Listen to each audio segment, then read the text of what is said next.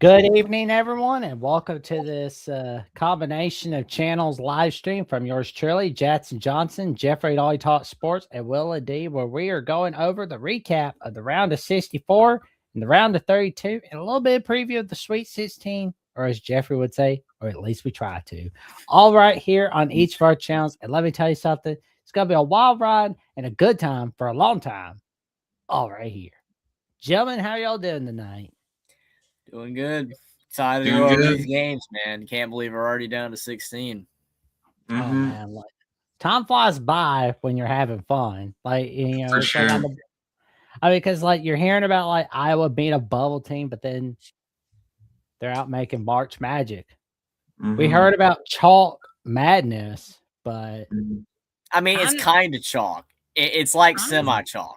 Not as much we've as had a last few- year, but We've had a still few there. upsets, but still a lot of it is going as expected. But it just enough upsets to keep us guessing and entertained for sure. oh man, there we go. Well, gentlemen, are you ready to look at the round of 64 and what happened with it? Let's do it. Absolutely. So Duke and Siena, my God, that looked like that was going to be an upset right then and there, right? That would have been the biggest ever. That would have been bigger than the Purdue and the Virginia upsets. Oh man, and you know, Yeah, like, I would agree with that, but at the same time, I mean, like Fairleigh Dickinson's tallest player was like 6'4". I mean, that still was just, but I get it. Like it's Duke. I think it would have made it a little more excusable with Duke not being 100%. I don't remember that Virginia team or that Purdue team having injuries, but well, who is it? Who's the guy that plays for the Hawks that was injured for Virginia? DeAndre Hunter was injured. He was hurt. Okay, I didn't remember that. It's been so long, but I don't think Purdue doesn't have that excuse. Purdue was healthy. Duke would have had an argument. It would have been up there with those two for sure. Maybe the most crazy upset ever, but they won. I mean, definitely a lot of rust. They struggled, but at the end of the day, they won, and that's all that matters for them. Mm-hmm. well, and after this upset, right, or this, well, not upset, near upset, right? I had this weird feeling that Jerry McInerney was going to parlay this into the Syracuse job, right? Because You had a good feeling. Yeah. Yeah, because like Hodgson was not going there. Mm-hmm. You weren't going to be seeing any coach leave a current Power 4 school or a Big East job for Syracuse. That wasn't going to happen. Mm-hmm. So what makes it perfect? The hometown hero who basically just kind of Mighty Moused his way into the 2006 Big East tournament, Jerry McInerney, leading the Siena team into a near upset against Duke. He pretty much was like, okay, I'm parlaying this game into the Syracuse job. Deuce, bitches. Mm-hmm. Like that was just the main move. Like that was just the main goal. He's like, yeah, I'm out of here. I mean, like he was not staying there. But what's happening with Duke? They haven't looked the best. They haven't looked at their best so far. Oh man, that's nuts right there. Where it's like they almost lost this game. Like that was. Just nuts. To be fair, a lot of tournaments Duke never really looks their best. We know that they've won a lot of national championships under Coach K, but I mean, we know also like the Zion team that all year looked like the best team. He got hurt, but then he came back for the tournament. They lost earlier than they should. There's been other Duke teams that have lost way earlier. I mean, the year they lost to Lehigh, Lehigh. So I mean, like I'm not saying like Duke's one of those teams that chokes, but I mean they have somewhat of a reputation of doing that sometimes.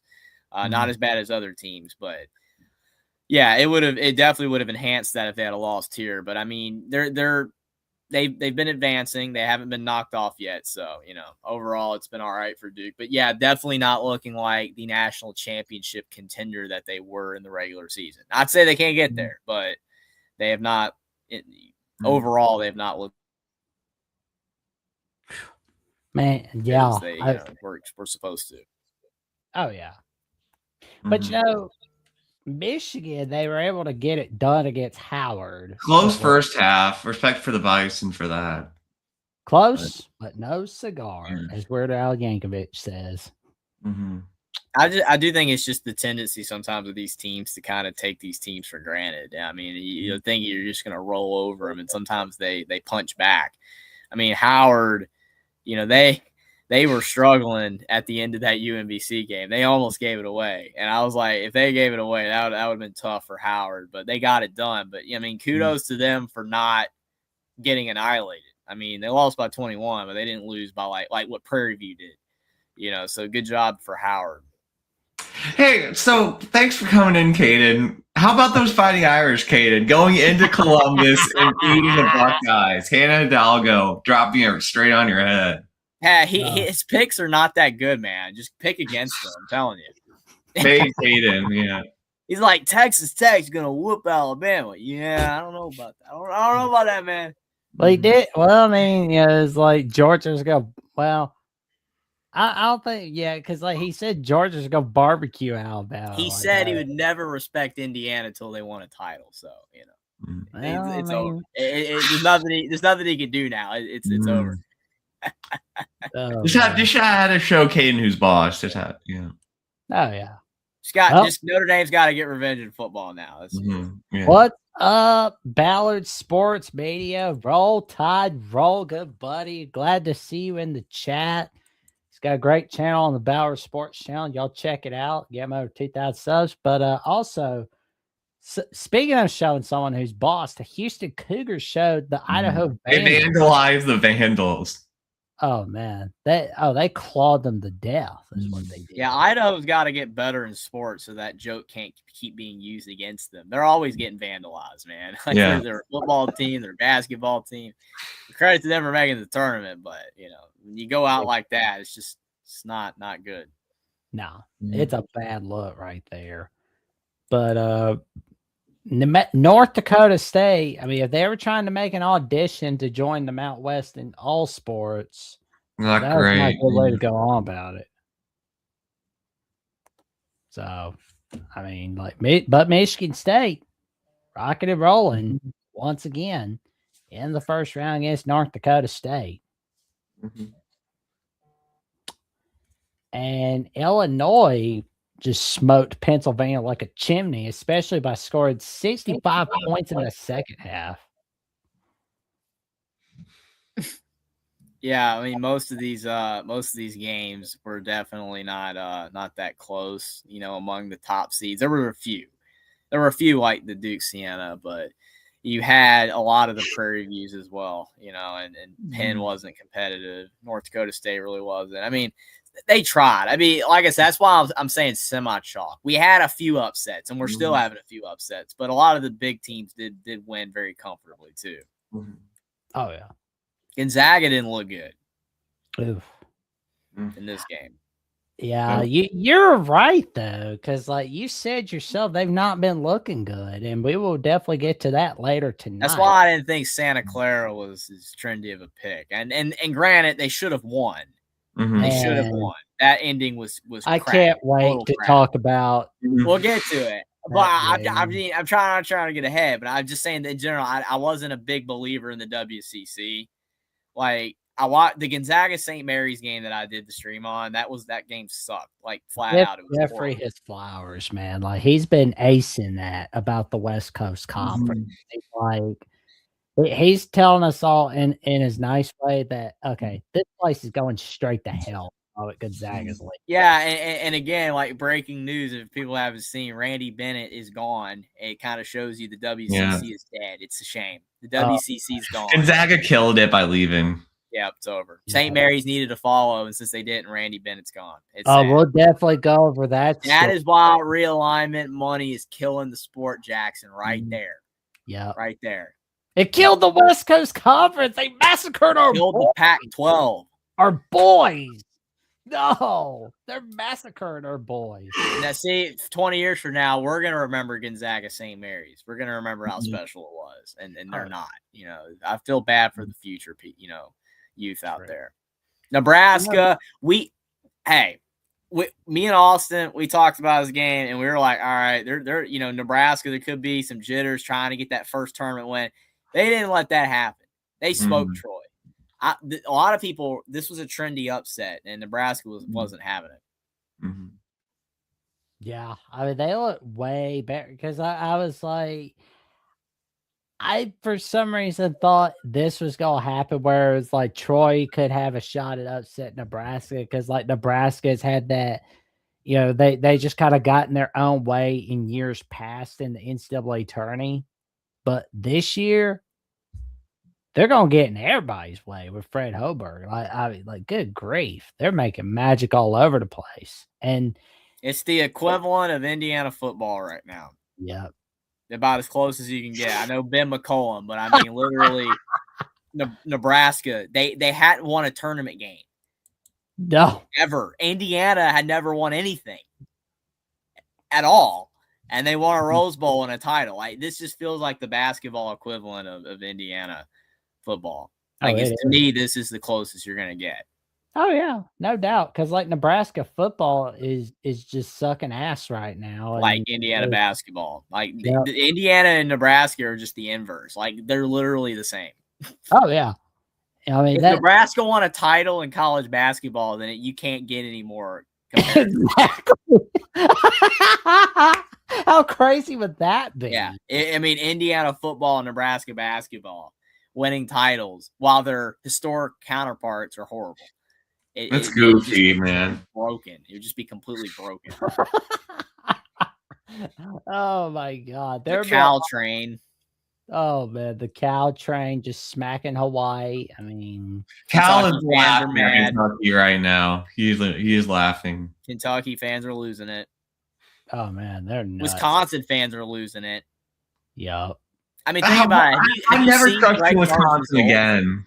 Have you seen Greg Gard's results? Have you looked at that? Like he keeps losing every year early, man. I thought this was the year they were gonna actually like win some games. They look really good, but no, do not trust. If Badgers make tournament, you pick against them. That's what you do. Oh yeah, they don't advance. No, but you definitely do not pick against Vanderbilt, as Mark Byington and the Commodores were getting the job done against McNeese State. And yeah, this was a trendy upset pick as well. Kind of like Nebraska, Troy, and High Point, Wisconsin to an extent. But yeah, McNeese is solid, but Vanderbilt, they were locked in. And to the next round, but that was a classic. That round of 32 game. Agreed. Louisville getting a huge win against South Florida. I picked South Florida in this one. I thought without Mikel Brown Jr. they would lose, but I did technically get this game wrong because Austin was telling me that Mikel Brown was going to play. So I said that if he played, I picked Louisville, but if he didn't, I picked South Florida. Well, I picked Louisville in my bracket, so I was right. But I did say verbally that if he didn't play, they lose, and they won. So I just to be completely honest, I kind of was wrong, but I was still right because in my official bracket, I picked Louisville. So good job. And I hated to do it. The bias was not strong. I was like, you know what? I love the Tar Heels, but I picked Virginia Commonwealth. And Virginia Commonwealth got it done. And I don't know why I'm smiling right now because I'm sad. I'm really sad. Well, Hubert Davis sucks. That's why you're smiling. Hubert's done, man. He's done. He's a dead man. Well, hey, in the long run, this will be good for you, Jeffrey. In the long run, his best player was out. That's the thing that sucks. It's like, yeah, does he deserve to get fired? Yeah, I guess. But was it completely his fault? No. But but when you're the head coach, everything like you said, or someone like that, I'll be fine with. They need to hire someone really good. Got to. I mean, like North Carolina. I mean, like pissing away a 19-point lead with 14 minutes left in the game. Yeah, it's terrible, man. I mean, and all the missed free throws. Tremble and Vasar missing all those free throws. I mean, if Carolina had just hit their free throws, they would have won the game. But again, woulda, coulda, shoulda, man. They didn't do it. That's so bad. Like it's just, oh man. Imagine firing a coach after a 24-9 season, though. That's a blue blood. Yeah, I mean, like Yeah, Yeah. I mean, that's a blue blow. We're talking about Cal and Kentucky. I mean, Carolina 24-9. Well, that's yeah, not but even bad. let's take a look back at Hubert Davis, shall we? Like the Yeah. first season, you have a shot win the natty and you basically pissed away. You can't fire a coach for that because it's your first year. It happens, right? But second year is where things are really starting to get really bad here because you don't even make it back to the NCAA tourney. You miss it. You kind of say hell no to the NIT. But then the third year, North Carolina's a 1 seed. But guess what? They lose in the Sweet 16. Fourth year, North Carolina loses a first round game. And the fifth year, as we are in now, North Carolina pisses away a 19-point lead against VCU.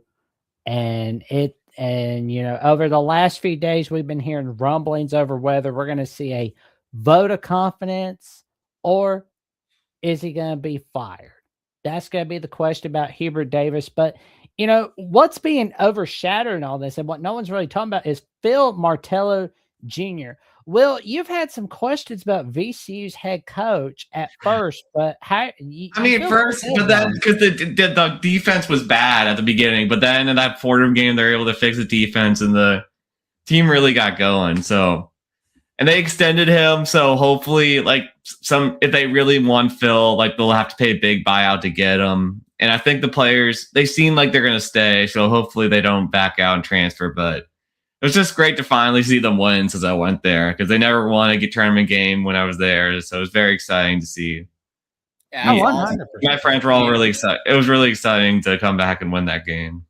So it was huge. Very happy with the season. They're one of the better mid majors, historically, late, the last 15 years. I mean, they're nationally relevant enough for a mid major. They're kind of like San Diego State. They're always there. They're always in the conversation. So it's good for VCU. Even though this game ultimately, if he gets fired, did him in, the game, in my opinion, that did Hubert Davis in was that Alabama game. The Alabama loss. And I was live for that game. For that game. I remember doing that game a couple years ago. And freaking Armando Bacot missed the dunk. He missed the freaking dunk. And then I don't even remember that dude's name. Do you remember that dude that shot that three? Who was that guy? That dude that shot that three, that he airballed the three. Who was that dude? He was terrible. Oh my gosh, what was his name?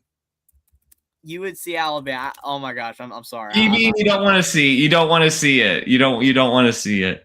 Yeah, I don't want to revisit it, man. But I gotta remember that dude's name. Talking about BB and Chad. Who was his name? Jalen Withers. That's it. Jalen freaking Withers. Sounds related to Waylon Smith at the top of the key, and he completely airmailed it, man. Jalen Withers. Oh my gosh, that is just. I mean, it brings back. I was happy for Alabama and Nate Oates. I wasn't completely sad, but that Carolina blew that game. They had that game, man. I was happy as a pig and Phil. Yeah, it's like Indiana, Bama. I was happy, but I wasn't. I'm like Carolina had it, man. But whatever.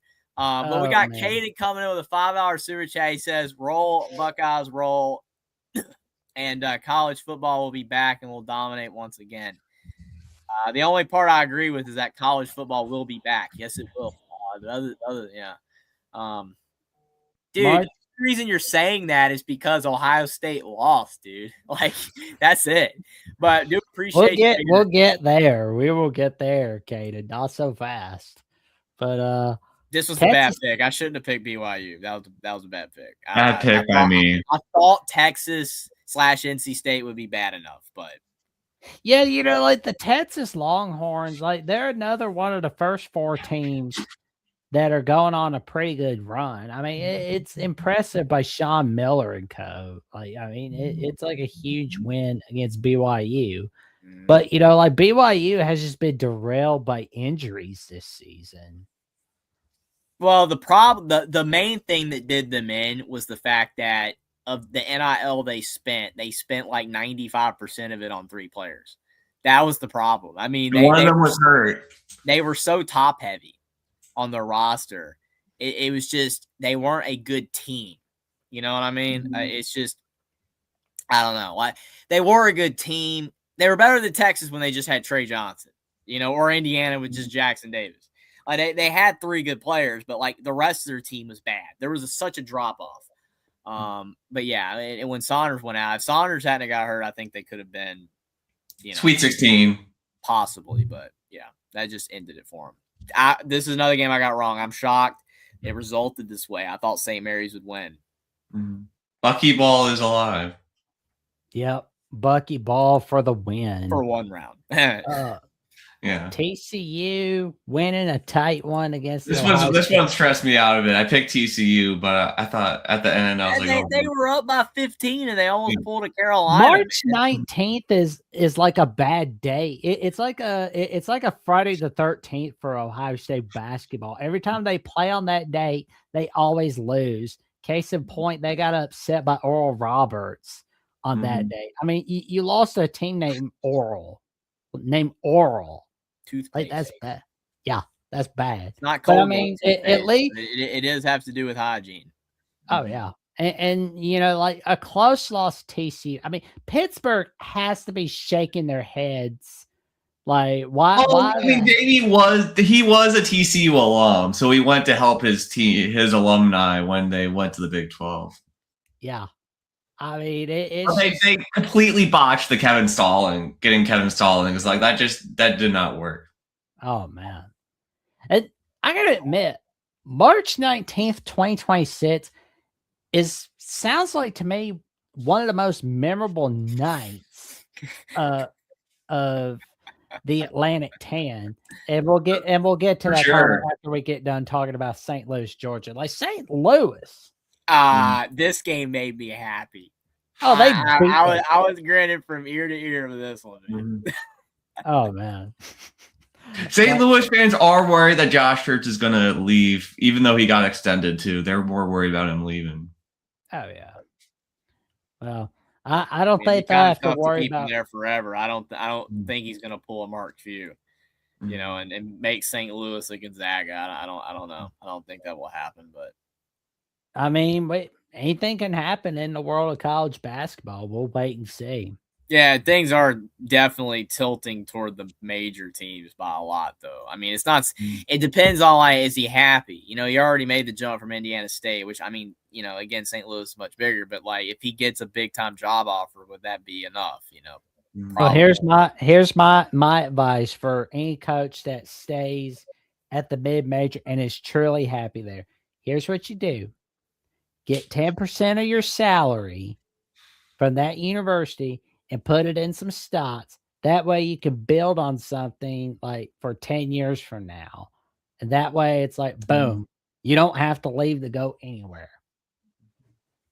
Be smart with the money. Don't spend it on every little thing you see. That actually is good advice for a lot of people, Yeah. not just major coaches. Yeah. Great advice. Mm-hmm. But onward to the Friday games. Arizona smacking Long Island University. Nothing to say. Yeah, real surprise. Yeah. Florida smacking Prairie View A&M. This looks bad for UMBC, man, for losing to Prairie View. Oh, Yeah. Lord. I love that record, though, 19-18. Mm-hmm. Oh, man. And Iowa State smacking Tennessee State. Yeah, Nolan Smith's not going to stay at Tennessee State for long. Yeah, Kate wants you to read that super chat, man. Oh, he says, don't mention that effing loss. Yeah, well, they were going to go all the way, according to Caden.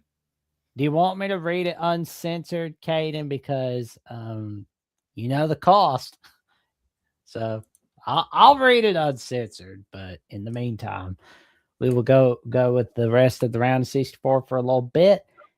UConn had a pretty good night against Furman. They thought they were playing well like they did against Virginia, but not quite good enough to win. UCLA, we'll get to them, and they hung with them too. But, yeah. Oh, yeah. Virginia, good one against Wright State, I They guess. didn't get upset at least. Oof. That was their first win in March Madness since the championship. Yeah, that's a long time. Oh, yeah. It's like the Broncos not making the playoffs for like a decade after, Oh, man. It's like that's completely sad right there, where it's like, man. But Bama winning a good one against Hofstra. Mhm. There you go. Smack the Good kiss, performance. kiss your Nets game goodbye, Hofstra. This is your last one.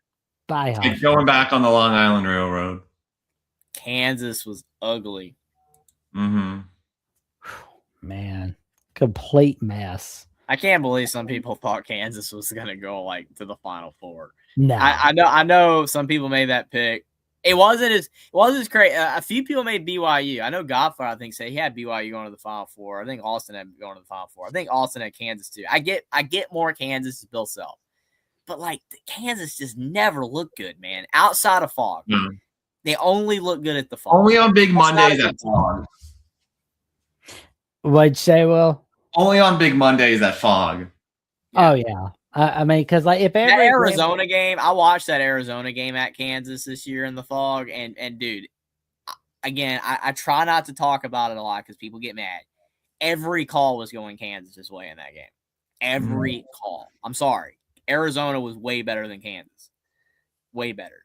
You know I do think Kansas is known to have the best home crowd in college basketball. I do think that affects the refs a bit. Like they're intimidated. I do believe that. I mean, like I don't like saying it because it's just such a cop out. Refs make bad calls in every game. I don't whine and complain about it most of the time. It's just something I don't care to do. I don't like always blaming the refs. If you lose, you lose. But dude, that Arizona at Kansas game, it was just so freaking obvious, man. It was just so like, come on, dude. Like Kansas was getting every freaking call. Every call. We can talk a little bit about like the future of Bill Self, like after we get done with the Kansas was not good this year, though. They were not a good team, not to their standard. They looked overseeded, you know. Honestly, they were not a 4 seed. Yeah, because I mean, if they St. weren't John's in was the better, Vanderbilt was also better. Oh, there we go. Texas Tech smacked. I feel dumb. I mean, I always like to pick a Cinderella, and I picked Akron to go to the Sweet 16. Bad pick. Oh man. Not as hard to not as anybody had Texas going to the Sweet 16. I don't think. Yeah. Oh man, not as dumb as I have Miami, Ohio beating Tennessee because I was. I mean, you had an argument with the Rick Barnes thing, but I will say Rick Barnes is kind of. Well, Rick Barnes is a dumbass. Lately, he hasn't been losing as early though. He hasn't. NIL's because NIL's helped him. Oh he could have. Didn't know about Indiana this year though. Oh, he could have $40 billion and they'll still come up short of a Final Four. It's just how it is. Him and Bud Williams. Him and Bud Williams. I mean, like, good grief. But St. John's. We got another Caden Jackson. We got to read his wonderful message. Well, this will take about 10 seconds. Caden Dieselfree for the $5 super chat where he says, "I'd rather drink my ex-girlfriend's melon milk than hear Will ND bullcrapping about Notre Dame winning a national championship." Do you kiss your mother with that mouth, Caden? That's my question there. But we Krabs is Krabs is Oh man, but we appreciate the $5 super chat, Caden. But anybody gets a SpongeBob reference, but you know. Oh, there you go. Sorry, I missed that one. Okay, Caden.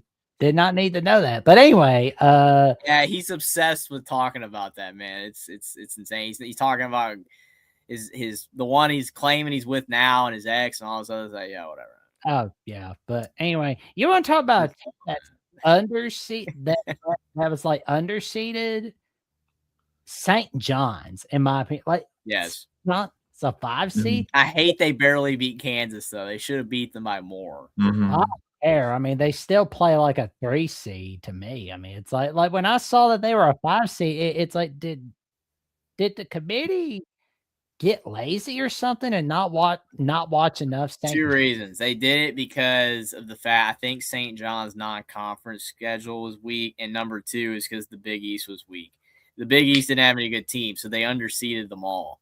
Okay, Grant Villanova lost, but you know, I mean, I think like if the Big East had a better year, UConn would have had an argument for a 1 seed. I know they lost to Marquette late, kind of ended it, but and then St. John's would have got seeded higher, but they kind of underseeded the Big East.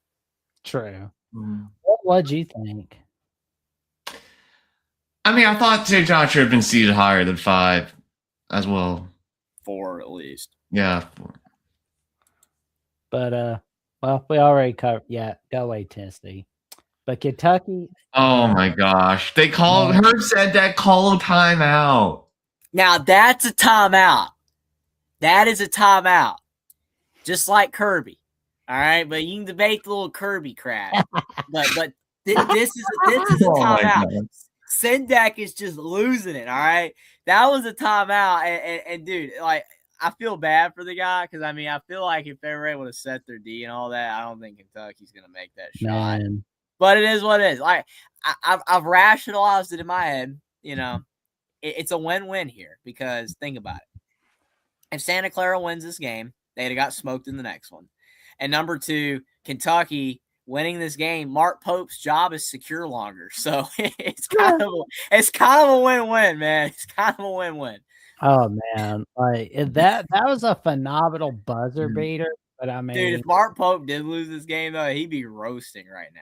Oh His my seat would be on fire. Oh, it would be vote of confidence reports on the ESPN ticker below. It's still barely above vote of confidence. I mean, it's not good. I mean, you saw the report where they said Indiana had that $32 million. Indiana, that was not all NIL. All right, they're paying Woodson. They're paying for DeVries' bot at West Virginia. They're paying for a lot of crap. That is why it's $32 million. They did not have an NIL budget of that high. Indiana was not middle of the road, but still toward the top. Kentucky had like the most expensive roster in college basketball. Yeah. And this is what they did. All right. They paid that Jaden Quaintance guy or whatever his last name is $2 million and he scored 20 points. That is NIL mismanagement right there. At least Lamar Wilkerson earned his money. Oh, so, yeah. I mean, I'm just saying Mark Pope has got to make sure he's spending the money on the right guys or he's not going to be in Lexington much longer. No. I mean, like, we're going to see it on a breaking news ticker while Stephen A. Smith and, you know, a wannabe named Cam Newton are talking on birthday. So we're going to see that. For sure. I mean, it's crazy that Herb Sendak was like in his mid-20s as an assistant for Rick Pitino for Kentucky, and he was back coaching them now, all the way now. It's crazy. Mm-hmm. UCLA had a good time for a long time for a bit with UCF. UCF would have actually won the game if they had to hit their free throws, just like Carolina, man. UCF in the second half shot like 1 of 11 at the line. It was a horrific number. Don't exactly quote me on that, but it was bad. They missed every free throw. Yeah, so there you go. Completely nuts, man. Well, I mean, Mick Cronin, I mean, seems to be all right for now. Oh, he's all right now. He said some things, you know, that have kind of like, you know what I'm saying? You see the get a life comment that he said? Like a lot of people are like, you know what? Well, I don't really like Mick Cronin, but you know what? I kind of agree with that. You know, it's like these people getting all mad, like, get a life. You know, I don't know. Like, Mick Cronin is always mad, but, you know, I mean, and when he's winning enough. He said some stuff. I was thinking, like, I'm saying that he said some stuff recently that people are less mad at. That's what I'm saying. Like, people were really mad at him about a couple months ago. It was so funny, like the way you said it, because it was like the way he says it, like he was like saying that he was, you know, telling somebody to go F themselves, like he's Joe Pesci or something. Hey, the ultimate '90s tough guy, Joe Pesci. Man. Yeah, he took a beating in Home Alone. Oh yeah, but the nail in the foot, and that they got buried alive at that is just crazy, bro. That is crazy. But they got buried alive at a cornfield in Iowa for pissing off the mafia and casino. I'll do it. But kind of sounds like somebody took a beating in the cornfield in the second half because Missouri got beat. Yeah, that home crowd didn't do anything. No. Missouri's hot and cold. Man. They're so hot and cold. Man, but maybe it's just like smacking. I mean, they lost to Notre Dame, man, at home. Ooh. Could we see Jay Lucas wait for the right job? Or is it? I mean, I don't know. He's getting up plenty of NIL at Miami, but maybe he'll leave at some point. Well, I mean, like, I don't think I'd want to leave the beach, and I don't think I'd want to quit playing Margaritaville, drinking what was it they have in the pineapple? Like what drinks are those? But they gotta be drinking those in Florida. I'm not that an expert on Pina that stuff. colada. I was gonna say pina colada. That's what I was thinking, but I didn't want to say it and be wrong. So Will said it. It's probably right. Mojitos they drink there. Margaritas. Well, mojitos is more Cuban, so that would be more Miami. Well, note to self, I need to try the Bloody Mary because I mean, it's like My dad used to drink Bloody Marys. you can probably get a lot of that in Florida with Florida NIL money because like you won't be drinking a Bloody Mary in Syracuse, New York. Nobody. You're having to drink an ice hot coffee for Dunkin' Donuts. Earl Grey hot tea. Yeah, I mean it's like, nah. I think I'll go with the Margaritaville in Florida with that NIL money with no state taxes in Florida. So you're good. Are we do we want to talk Utah State Villanova for a second? Ooh, Yeah. absolutely. I picked Utah State. I'm Mhm. glad I picked Utah State. I got a lot of the first round games right. I got a few wrong, but I think I went like 28-4. I only got like 4 games wrong. What was the name of the guy for Utah State? He was a DC guy. I forgot his name though. What was his name? He played well. Oh man. Do you look at the box score? Oh, absolutely. I can't Adlin Elliman, Zach Keller. Element. Was it Elamini? Is that how you say his name? Element? I think. Yeah. What kind of names are they having these days? I think it's some sort of African name. That sounds racist, but I think he's from. Not bad. It's like, oh man. Hey, it's their name, and I don't know how to pronounce a lot of names. I try hard, but Adlan Elamine. That's how. Yeah. Yeah. Oh, here we go. It's hard to pronounce some names, man. Falslav, Mason Falslav. That dude sounds like he's German. I mean, but still. That sounds more Eastern European. Oh yeah. Something I've heard from Buzz Blank. Yeah, he's going to Cincinnati. Jared Calhoun is. Oh yeah. To replace Utah State can't keep a coach, man. They can't keep a coach. Yeah. Mm-hmm. That place is, it's like the Pac-12 is going to feel like the Atlantic 10 for the West Coast, but and then Wes Miller's going to Charlotte. Did you see Jared Haas is going to UNC Greensboro? Oh God. The Stanford guy. Man. It's like, man, Stanford's so bad he's going, nope, I'm going UNC Greensboro. Well, they have the guy at Washington State now. Oh, Kyle Smith. Yeah. And SMU has Andy Enfield. A lot of guys moving around. Yeah. But you blink and you're like, wow, yeah, that guy did. I mean, I forgot he was the assistant that got replaced by Hubert when he left Haas.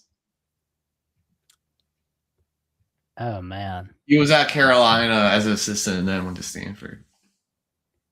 Look at the box score on that Iowa Clemson game, Jackson. Look at the box score. 30. Oh man, absolutely. Let's look at it. Man, 67-61 Iowa. Man. Is the box score not working? Oh yeah, I see it. Yeah, well, I want to pull up the box score. Look at the free throw line. 77%. 31 free throws for Iowa, 12 for Clemson. I watched this game. This was a very lopsided game. Wow. Very lopsided. Kudos to Ben McCollum, but I watched the game. Both teams were being very physical, man, but there were a lot of foul whistles on Clemson. And Brad Brownell, he was just taking it. He didn't lose it. He didn't get mad. I mean, a little mad, but I mean, like, dude, you gotta stand up for your team better than that. Like, I always say that because I picked Clemson to win, and I was wrong. Iowa won, but that's a big time free throw discrepancy. Big time. I'm still shocked that this 31 free throws to 12. I'm still shocked by the fact that Adventure Time started 18 days before the current coach Eric Clemson. Like, my God, Been there a long time, man. like he's been there at the same time since March Madness started going on CBS, True TV, 2011 was the first year. Yeah. Clemson is like one of the only teams in college sports right now that their basketball and their football coach have been there for like a long time. Mm-hmm. You think about all these other teams, either the football coaches moved, the basketball coaches moved, like Michigan State. You got Izzo, but they've replaced. Yeah, I mean they had some stability with D'Antonio for a while, but yeah, absolutely. But once he left, but Yeah, it's once he just it's a rare thing to have both coaches be consistent. Now we don't know how long Dabo is going to be there, but I'm just saying for now, Clemson's like the one school that I can think of right now. I'm sure there's a couple other examples, but Oh yeah, they're the I one mean, like school I can think Dabo. of that Brownell and Dabo have been there for a long time. Oh, I think Brownell is staying. Like Yeah. he's gonna be at Clemson at age 60. He's Before not a trying to bad think coach. of- I know Clemson fans give him crap. He's not terrible. He's not great. He's not He's bad. mid. yeah, He's good enough for that team. Yeah. true. But I mean, it's just I would not. I feel like we're I gonna guess see Mike Brad- White has been there a while, and Kirby's been there a while, but not as long. Definitely not. No, I honestly- Mike White's only been at Georgia for like 4 years. Not even close. Oh yeah, I Because Tom Crean got fired in like 21. So it's been like 5 years now. Okay, I thought he's been there longer. No, oh yeah. because I they had Fox. Yeah, for like not that long. 2017, Yeah. and then they had Crean for 4 years, and then they got Yeah. Mike White. So it hasn't been super long. I've been thinking like Pittsburgh's been longer because Jeff Capel's been at Pitt for like 8 seasons, and they've had Narduzzi. How has he not been fired? I have Okay. no idea. I have no idea. I mean, you pressure Ditson to get the hell out, but not that Capel guy. It's like I mean, it's like I know that Capel worked for Coach K, but I don't care. That should not Yeah. mean anything anymore. It's like Yeah. Coach K's gone. Coach K's gone. He's rested in a beach house somewhere. I think you're right, Jeffrey. Those are the two. What else? I'm literally like, it just popped in my head. Like Brownell and Dabo are like the longest tenured ones at the same school together.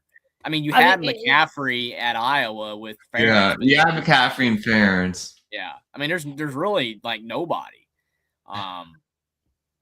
That I mean, there's got to be another example, but that's even close. If you told yeah. somebody in January 1st of 2020 that you would see Brad Burnell reach age 60 being at Clemson before Dabo Swinney would, people will be looking at you like you got 3 heads on your body. Nowadays it's looking like that could be, I'm not saying it will be, but I'm saying it could be a reality because like Dabo is not getting along with the times. He's like Jack Horner on Boogie Nights where he won't like put his films on videotape. Again, I've said it before and I'll say it again. I've said it probably so many times people are annoyed by it, but I respect Dabo Swinney for being the way he is. I respect him for it. Unfortunately, it doesn't work. No, If you want it's to gonna win, cost him. it just doesn't work. It's sad. I mean, I don't like it. A lot of the stuff has kind of hurt college sports, but if you don't do it, you're gonna lose, and he is. And so you got to do it, man. You got to use the portal. He's using it a little bit, but it ain't substantial. So Honestly, he should just like left at the same time Nick Saban did after the 2023 season. Just kind of like go. the longer he's there, the more people don't like him. And again, it's a shame because I live in North Carolina. There is crossover Clemson people in my state. There are Clemson fans. All right, it's more of a South Carolina thing, but there are Clemson fans in the state. So it's like, you have like I talk to these people a decent amount, and like 5 years ago, Dabo was like up there, with Saban. It was like Dabo was the guy, and then lately it's just some Clemson fans, they like still respect Dabo a lot, like what he did, and appreciate what he's done, and even respect, like I do, the decisions he's made to be principled or whatever. But some people are just like, I'm done. I'm tired of this. That's unfortunately what happens when you set a standard. when you build a standard like Dabo has said at Clemson, winning national championships like that, and then you stop doing it, it reaches a point where it's like, all right, it's time to move on. Now, who's Clemson going to get? That's a whole other thing. But it's just it's a shame because people like Bill Belichick, Dabo Swinney, that were so good, that won a lot, had success, and then they just their legacies get tarnished by even Boeheim. Like Boeheim at the end at Syracuse, that was ugly. Now that didn't work out for Syracuse. They've been even worse since. But it's just like you don't want your legacy ruined. Like sometimes you got to know when the right time to leave. Yeah. And honestly, it feels like the definition of a Martin Scorsese movie where things are high and mighty and all, but then you're either a regular guy just having Ed noodles and ketchup, or you're like one of the old guys just barely hanging on in the can. That's what it feels like for Dabo Swinney. But except in his case, nobody's really wanting to watch him at this point. They're like, oh, this old man again. That's the consequence for Dabo Swinney. But I'm still trying to think of another one, Jeffrey. I'm having trouble. I know it's addicting now. I've been thinking about it the whole time. Like man, I mean, there's nothing that I can think of. I'm blanking too at all. Matt Brown's a good one. He was one that didn't know when to quit. So well, he quit. I mean, I know what you mean. Yeah, but it's like he was a little stubborn those last few years at Texas, but wanted to come back coaching at North Carolina. But Matt Brown's just a likable guy, though. Like people like Matt Brown. I know Cal fans hate him because what Aaron Rodgers' senior year, like they put Matt Brown was campaigning for Texas to get into the Rose Bowl instead of Cal. But oh yeah, I don't blame him for that. For sure. But Michigan campaigned all over St. Louis and beat them black and blue. I thought St. Louis would be a little closer, especially against Georgia. But I didn't think they'd have any shot. I mean, if St. Louis didn't choke at the end of the year, they probably would have been a 6th seed and maybe won 2 games. Man, this is another game like TCU had no shot. But man, Duke was like at the end of the game, man. I mean, they were just bullying TCU, and they were getting to the foul line like every possession. I mean, it was over.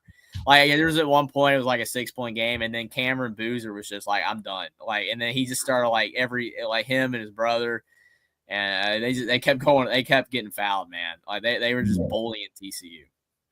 Well, yeah, they chew him up like a chicken nugget in the second half.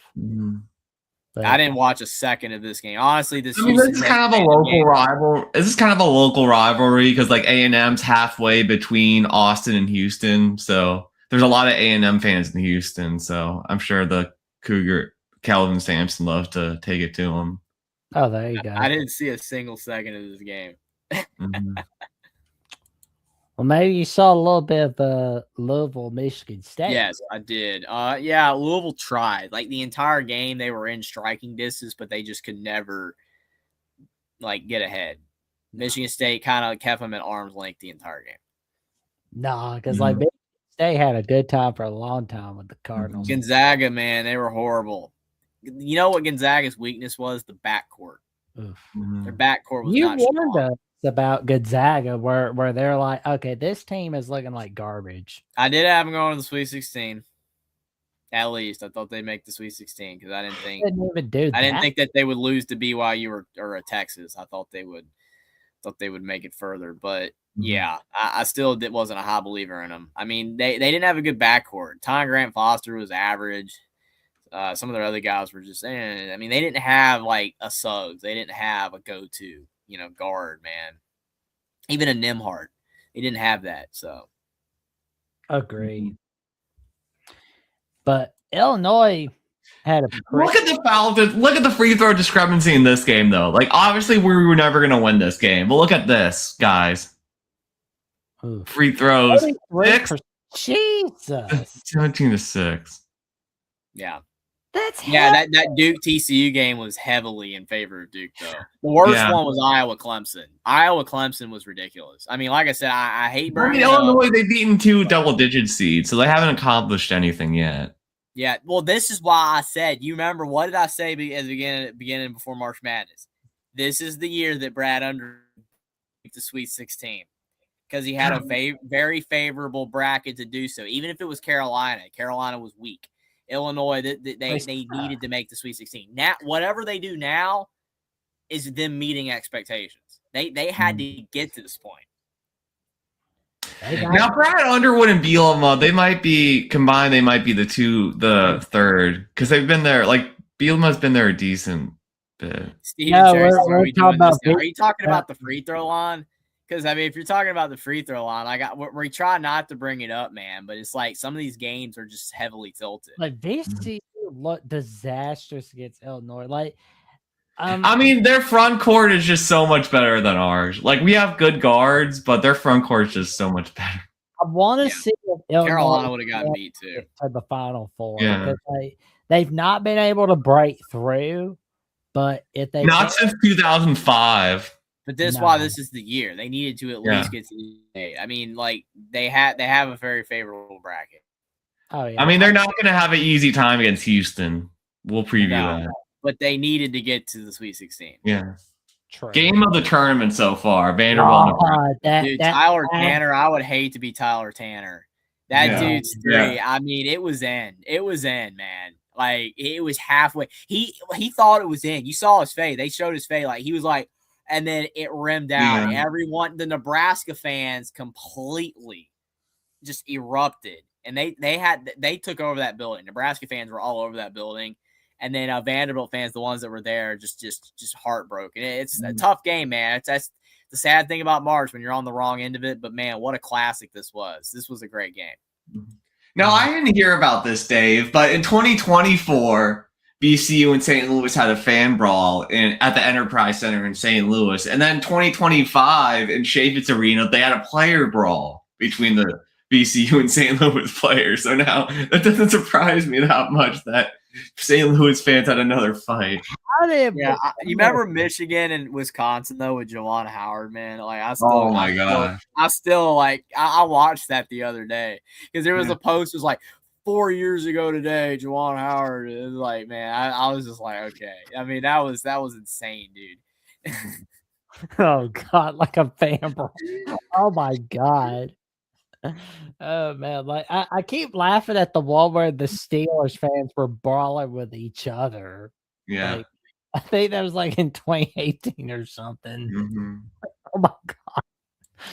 But man, like Nebraska, congrats on a great run that you're making. And the run's looking like it's a little bit easier for the Cornhuskers because a little bit. We'll definitely preview that one. This game here, though, High Point was trying to be our big time Cinderella. High Point tried. They really. I mean, the thing is, I'm not trying to be a Debbie Downer here, but High Point still paid $3 million in NIL for their team. They've still spent some money. Man, that's heartbreaking, isn't it? It's heartbreaking that High Point spent money. Oh no. The mid majors, you better pay up mid majors. Like VCU, St. Louis, High Point, they paid up. Utah State, I'm assuming, paid decent. But they did. But a nice win by the Arkansas Razorbacks. Yeah. I know High Point has the best dining hall for students. I believe they were number 1 for best dining hall. Oh, they are. That is something I did not know. That is fascinating. There it is, Iowa, Florida. Oh man, man. But yeah, Steakhouse U. Dave's hip to it. Yep. Man, did this shock you? Like, did this shock you? Well, it was because Ben McCollum. Like, I'm such a Ben McCollum fan. I think he's one of the best X's and O's guys. That maybe I thought they would have a chance. But Florida size, man. Right? Florida size, man, is I didn't think that we would have it. They have a chance. Just I didn't think VCU could beat Iowa, Illinois. But his first year, that's an amazing first year right there. Well, what's even crazier about it is the fact that at the end of the regular season they were fading. They lost to Maryland. They were really struggling, and then now they kind of make the tournament and they're doing this. And also, all the talk was, including myself, Bennett Sturts, he hasn't even played that good. I mean, I'm not saying he really hasn't played that good. Okay, I'm trying to be fair. He did make the great pass to the guy. Yeah. Like he hasn't made any like bad. He's a good decision maker with the ball. Like in this game, he shot like 4 of 17 from the. But yeah, he did not shoot well. Like he's shooting like crap, and it's like think about for him. It's just to think that all. Like coming into the tournament, I'm like, all right, Bennett Sturts has got to be Bennett Sturts if they're gonna have a shot. And it's like he hasn't really been Bennett Sturts. It's been everyone else, the guys that we said couldn't do anything. Like his teammates weren't good enough, and they actually are delivering. So it's pretty wild. It's a rare case of that happening. It usually doesn't. So kudos to Iowa's, lesser known players. They're doing well. And if Sturts does have a good game and those guys keep playing well, you never know. So let this sink in for a moment. December 2nd, 1998. Fran McCaffery, man. Brett Barretts was hired by Iowa to be the Nets head coach in college football. Prior to Sunday night, March 18th, 1999, basically like 40-something days before SpongeBob premieres on Nickelodeon, was the last time Iowa was in the Sweet 16. And then their coach retired, and then Fran McCaffery took over that next year, and then no Sweet 16s. Oh man, I thought it was Steve Alford took over for. Oh no, yeah, it was Alford, and then they fired Alford, and then Fran. You're right, Jackson. I messed up, but yeah, Alford and Licklider and Licklider, man, he sucked, man. He was man, Alford. Yeah, I remember when Alford was at Iowa. Yeah, he was, and then then he went to UCLA. Licklider, man, that sounds like a name that like his parents really must hate him with that last name. Like, that sounds like a name that's all like at sites. I swear. Oh my gosh. Licklider.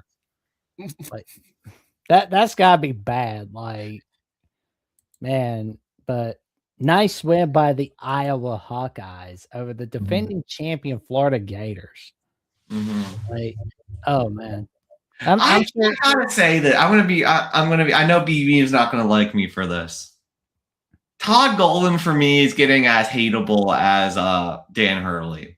Well, I mean, Golden talking stuff, and then the chirping during the game. Like, yeah, I saw that. It was, yeah, you saw that. No, yes. I mean, he was like losing it, man. He was losing it. I mean, it's like Mick Cronin. Go get a little more likable. Just inch his way up, and then Golden's like, I don't know. I agree with that. I mean, again, the thing is that like likability. I don't care which coaches you like and which coaches you don't. I don't care. It doesn't matter to me. Whether I like him or not, I don't know any of them. I've never talked to him. If I've talked to somebody, I'd be like, hey, I talked to this guy. He's a great person. I've not talked to any of these guys. But, I mean, the behavior, it's trending down, man. Like, all right, we know you're an X's and O's guy. We know you can recruit. You've built up Florida again. It's great. But, like. Well, I mean, Todd Golden can always, send an Instagram DM to some bimbo like he did last year. Dude, what? Let me ask you a question, both of you. What happened to that story? Good lawyers. No, man. I mean, I'm just saying. All I know. He's got good lawyers. Breaking news. Breaking news. Todd Golden's in trouble. Oh, and then, I'm going to be a censored version of Godfather here. He is part of the tribe. Oh man! Again. All I know is that story was everywhere for like 2 days, and I'm like, oh no, is Todd Golden gonna get the axe? He swept it. Wins a national championship, swept it under the rug. I brought it up the other day. I brought it up. It did, BB. It did. I brought it up the other day, and several people were like, I don't even remember that. Like Kirby Smart. You don't remember that?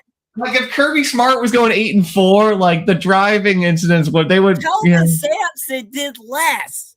Okay, he did less, and he got a 5-year ban. A 5-year ban. I mean, the diphthong what happened? Oh, man. What happened? The diphthongs All I at know is it ESPN. was on the major media. It was on the major media. They were like, "Oh, Todd Golden, it's horrible," and the next day it's like, "Oh yeah, Todd Golden is one of the best coaches in college basketball, and he might win a natty." And I'm like, "Yeah, what happened? You cannot breaking news a story like that and then it's just gone. You can't do that." Here's what happened. This happened. You remember Dak Prescott too? You remember the Dak Prescott thing? What happened to that? I mean, my thing is, I can't say if stories are true or not. I can't, because again, I ain't there. I didn't see Todd Golden or Dak or anything do any of this type of stuff. I didn't see it. But I mean, some of these stories just never go away. Kelvin Sampson, the Kelvin Sampson thing back in 2008 just got drug out. Oh my gosh, the phone calls, and then he had some player problems. Oh my gosh, 5-year show calls. Indiana, you got to fire him, and Indiana's dead, and you're no good anymore. All that stuff. These other guys, it's like, and then just. Yeah, the Kelvin Sampson stuff. Like when I heard about that story as a little boy in 2008, they screwed Indiana. Talked about this guy. I forgot about this guy like he was taking candy from babies, like literal babies. They banned him for 5 years, and then I've heard from some Indiana fans. I'm not going to say who. I've heard from people in general that remember that story about Kelvin Sampson. They tell me, they're like, it's Indiana's fault. Indiana, they shouldn't have turned him in. Turned him in? What? Okay. Indiana, how could you keep a coach that was banned for 5 years? How? How is that Indiana's fault? Oh, they should have done what Kansas does and just give him a 3-game suspension. I don't know, man. They did it in the middle of the season, too. You remember? Yeah. They did it in the middle of the 2008 season when Indiana was top 10 in the country with Eric Gordon, and they were probably going to maybe make an Elite 8 or something. They were really good that year. They did it middle season, then Dan Dockage is the interim coach the rest of the year, and he loses in the first round. And then after that, Indiana didn't even have any scholarships from 2009 to 2010. They won 6 games in 2009 and 2010, and Tom Crean had to fix it. Indiana's never been the same since that. No. That is horrible. And now Kelvin Sampson's made 7 straight Sweet 16s. Oh, Indiana's not a blue blood anymore. They had their guy. They had their coach. But Florida's okay. Florida is okay, man. Something happened a couple years ago, but it's all good. It's all good. And I'm just supposed to sit back. All right, Indiana, you know what? You deserve to suck. Everybody says Indiana deserves to suck. They had Sampson. And he's doing all this at Houston. And it's like, and you wonder why Indiana's don't like him. That ain't fair. That's just not even fair, man. That's even worse than Reggie Bush. That is way worse than Reggie Bush. That's worse than Pitino in Louisville, Austin. You know it. What happened in Indiana was one of the worst things that happened in the 21st century in college sports. It was that bad. And now, if I were a college kid at 18, you said everybody, you talk about it. Kelvin Sampson was seen as a horrible human being. Now he's beloved. Yeah. People like Kelvin Sampson. What happened? So and then people will tell me like, oh, he's changed. He's a better man. So all Indiana's done since is hire a bunch of nice guys that suck. Archie Miller, that guy, and Mike Woodson, and DeVries. I mean, it's horrible, man. I don't know if DeVries is a nice guy. It's about the Ben Franklins, man. It's about the Ben Franklin. Dude, all I know is good for you being and good for Florida, but I will never forget that story. I'll never forget it. I don't know if anything will ever come from it, but I remember that story, and you brought it up. I wouldn't even have gotten to this rant, but you brought up the DMs. I mean, I'm just. It's hard not to. I'm not going to forget. I remember. So while everybody's out there that's now, for whatever reason or another, starting to dislike Todd Golden because of the yelling and the screaming and the kicking like Will's been talking about here, Go back a couple years to see that breaking news story that lasted 2 days. Oh, I remember it was like a week or so before Florida won it all. Like I had Ruby, Dreyer, Finley on a Jet Soto. So like we were like talking about Golden acting like a bit thought, but then like minutes later we see Stanford's current Jeffrey's the only one who remembers the fake story. LOL. He knows. Oh, okay, I don't even know what Cade's talking about right now. $2 super chat from Cade the Diesel. I don't even know what he's talking about. Has his head stuck up his. Yeah, my head is in the clouds because I remember a story that no one else remembers that y'all remember. You remember both. Yeah. I forgot the Kelvin story. You forgot the Kelvin story. I forgot it until you brought it up to me. Yeah, because they want you to forget, man. They want you to forget. Oh, Indiana's just bad. They don't know what they're doing. They had their guy. Kelvin Sampson would have won an Addy at Indiana, but whatever. It whatever, man. Who cares? Whatever. Man. It is what it is. I am gonna love talking smack about Todd Golden in the. Hey, I mean, dude, he's just going off, man. He was like, oh, and all this kind of stuff, and then they lost. It was just hilarious, dude. It was hilarious. Oh man. Man. And we've got the Arizona Wildcats winning a good one against Utah State. Hey, they haven't choked yet. They will. I picked them to win, so we'll see. I hope you didn't bet money on them. That's all I can No, I didn't. Well, I mean, I bet money to be in the bracket competition, but that was it. $10. Okay, yeah. If you're betting 1,000, I'd be like, geez. Yeah. 10 is much more reasonable than last year. I still hate that happened, man. I was pulling so hard. I still knew when they switched them, man. I knew Notre Dame was screwed. I'm like, you gotta be kidding me, man. You gotta be kidding me. God. Dude, some of this stuff you'll just never forget. You know, like you think about in life. I'll never forget it. You see 800 billion things every day, birds and trees, cars going down the road, but there are some things you'll never forget. You know what I mean? And like Kelvin Sampson, Todd Golden, Notre Dame. Can't forget. Or how to not be like Oscar from Hey Arnold. That's another thing you don't forget. Absolutely. Oh, what?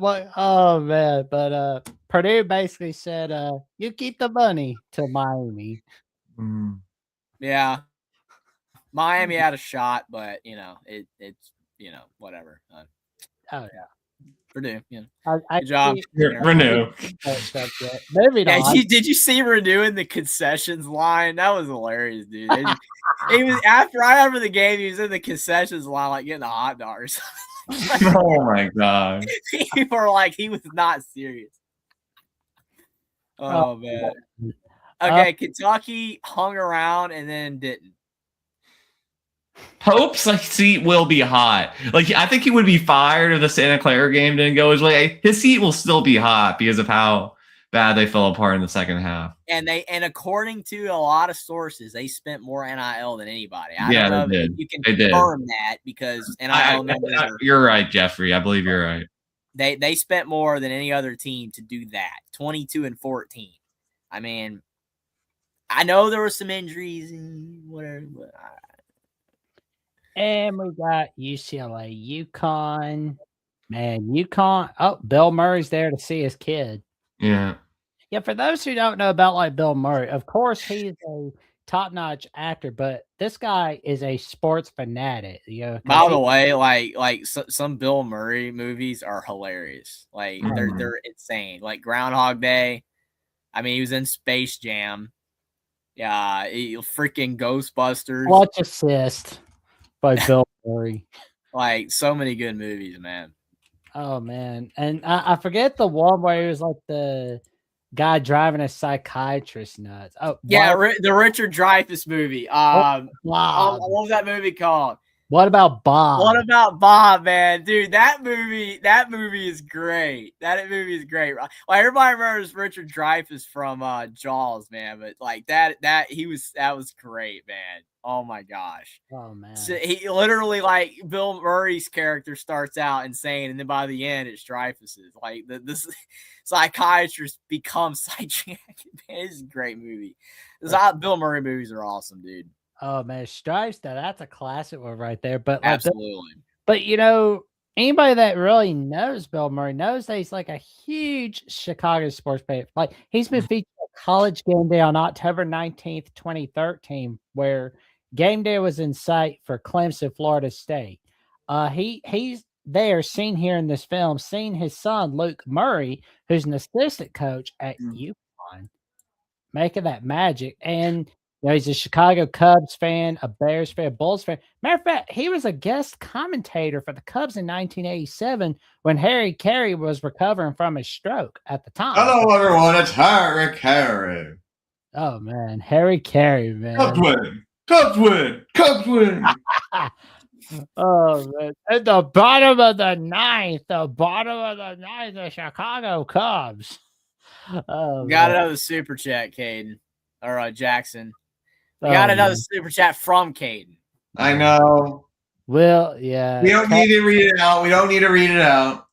Yeah, it's like we appreciate the $5 super chat. He will never get like whenever something goes right for Caden, like he gets one pick right or something like this, he'll never live it down. But he forgets about the 800 games he gets wrong. Appreciate the super chat though, Caden. Oh, we appreciate it, buddy. We appreciate it, buddy. But UConn getting another huge win for UCLA over UCLA. UCLA was hanging around. It was They like hang around a 42 little all bit. at one point. Yeah. And I gotta be honest though, and I gotta ask this question, like a couple of questions. Number one, do we see UConn possibly getting a national title for the third time in 4 seasons? Well, that would have to be Duke. So we'll see. I don't Or think St. so, John's. but you never know. And another question I keep thinking about is like, come on, you know, it's like Luke Murray has basically shown that he doesn't have to get relying on his dad's name. Like he's making his own name, especially in the coaching realm. It seems like Him and Kamani Young might get poached from Oh, UConn man. assistants. How fun would it be if we saw Murray at like a team somewhere close to Chicago, like or someplace in Illinois? I would take him at Notre Dame, man. Oh, that'd be a win. Oh man, Bill I mean, Murray- Notre Dame basketball has just been miserable. Oh man, how fun would that Yeah, be? man, like the early 2010s Mike Bray teams were so good. Yeah. I mean, They were so that good. would get you a lot of NIL money right there. Like Bill Murray being like, okay, I'm getting this. Yeah, somebody's watching Stripes for the umpteenth time on this streaming service. Somebody's watching Ghostbusters. I'll do anything to help Sonny Boy out. Here's a little something for the NIL. I mean, like Bill Murray NIL money. That's a win right there. I mean, like for me, if I'm a team looking for a head coach, like I'm getting Luke Murray. Like number one, based off his own name. Number two, you could get a good win on getting daddy's money for your own NIL fund. It's like an investment. Like you can you build for the future right there. Bravo. I mean, I will lobby till the day I die for Luke Murray to be a head coach for anybody in the world of college basketball. Alrighty, Tennessee and Virginia. Like Virginia missed way too many free throws in this game. Yes. let's go Me ahead too. and take a I look. at- picked Virginia to beat Tennessee, so I feel like, yeah. Oh my god, a 55% of free throws. Tennessee was 19 and 25, and what was Virginia? Man. Like good grief. What was Virginia at the line? 55%. 6 of 11. Tennessee was 19 and 25. That's another game. 70. There were a lot of games in March. I don't know about you, Will. There was a lot of games in March, though. The free throw line discrepancy was massive, though. Mm-hmm. Like I said, that Iowa one was the worst. That Iowa Clemson game, but I mean, congrats to Tennessee. Definitely Virginia, though. I mean, they missed a few free throws, but even if they had to hit all their free throws, they still would have lost. It was like late in the game. It was late in the game they were missing. But Here's my question about the Tennessee Volunteers, though. Is this the year where they finally get it together? I still think they come up short of that Final Four, but luckily this year nobody was expecting them to go to a Sweet 16, so they're good to go. Caden's got another one. $5 super chat from Caden where he says Alabama and Notre Dame will never be national champions in college football. You know what's funny about him saying that is that suggesting they've never won before. Yep. I mean, Alabama and Notre Dame will never be national champions. They literally have been a lot. Oh. Yeah, okay, we will definitely. I mean, if you had said we'll never be again, okay, but even that's like I don't think so. I think Alabama and Notre Dame could do it again, but appreciate it, Caden. Oh man, St. John's almost blew this game. They almost did on a last-second shot, but man, they almost blew this game. You know the guy that made that last-second shot. I think he was like the first. Darling, right? Huh? Wasn't it Darling? I think so. Yeah, I think those were his only points of the game. Yeah, that's like the first time ever a player scored his first ever points and having it being a game-winning shot. Yeah, those are the only points they needed from him, man. That's all they needed. I mean, every point counts right there. I mean, that's March Madness right there. But St. John's, the only question with them is offensively, they're a little bit challenged sometimes, but they are a really good defensive team. Now we get to the nitty gritty. The clinic, 19 threes game. That's all I need to say, man. Oh, for sure, man. Like Alabama, like this is the fourth straight season where they're in the Sweet 16. Now that's wild right there. That's wild. That's amazing in of itself. Because I mean, like it almost feels like as if Alabama has been saving all their energy for March Madness. Feels like same way they did 2024. They sucked in the SEC tournament, but then they made that surprising run to the Final Four. I hope that it's like that again this season, but we'll see. Got another one. Oh, another super chat from Caden. Appreciate it, Caden. He says, in my lifetime, I'll have more national championships than y'all soon, and roll Buckeyes roll. Caden, we appreciate the $5 super chat. Maybe when you're like 95, but even then, I don't think so. Oof. Yeah, well, I mean, Caden's maybe seen 2 or 3, I guess. 2 or 3. Yeah. Oh, man. And that means Jeffrey has reached the 5 Teal super chat goal, which means he will go live again this week on Only Talk Sports, where he talks sports every single day, or at least he tries to. Congratulations on that goal. Round of applause for our guy. What game are you picking, Jeffrey? I don't know. But before we get to I gotta look at them, man. I gotta look at them, find which one works for me at the time. Can't do Thursday because I can do the show at 10.